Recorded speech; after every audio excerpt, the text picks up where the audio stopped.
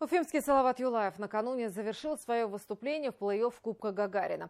Башкирская команда потерпела 4-е поражение в серии против Челябинского «Трактора». Перед началом противостояния Салават считался фаворитом, и поражение для многих стало неожиданностью.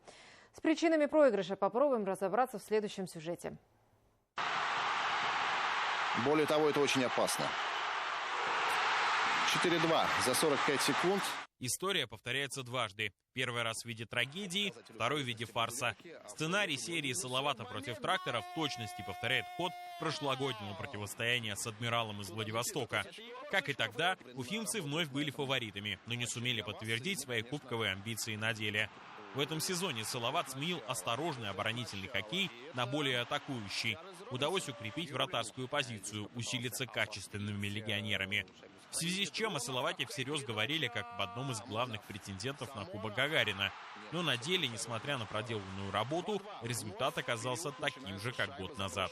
Не до конца дорабатывали в обороне.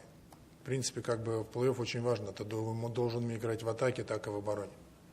Слишком легко мы позволяли им забить все голы. Менее мастеровитый соперник в нужный момент оказался более мотивированным. Хоккей челябинцев, хоть и менее яркий, был более заточенным на результат. Вот зачем надо было тасовать звенья после победных матчей? С таким вратарем, как у «Трактора», можно и кубок выиграть. Вратаря закрывать надо. Фукали не очень хорош, как вы думаете. Потухшие глаза, как и игра всей команды. На что рассчитывали, играя без злости? Во всех матчах серии Салават наносил больше бросков по воротам.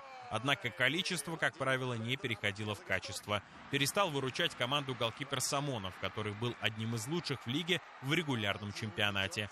Результативно сыграла только первая тройка нападения: Дроздов, Хмелевский, Лива, в то время как остальные сочетания почти не проявили себя. О поражении в своем телеграм-канале высказался генеральный директор клуба Ринат Баширов. Хорошая игра, команда билась до последнего. Очень жаль, что не смогли в плей-офф порадовать наших болельщиков. Думаю, большая часть вины лежит на мне. Не смог сделать всего того, что должен сделать руководитель клуба. «Трактору» спасибо за серию. Хорошая команда. Сделали большой шаг вперед после неудачного сезона.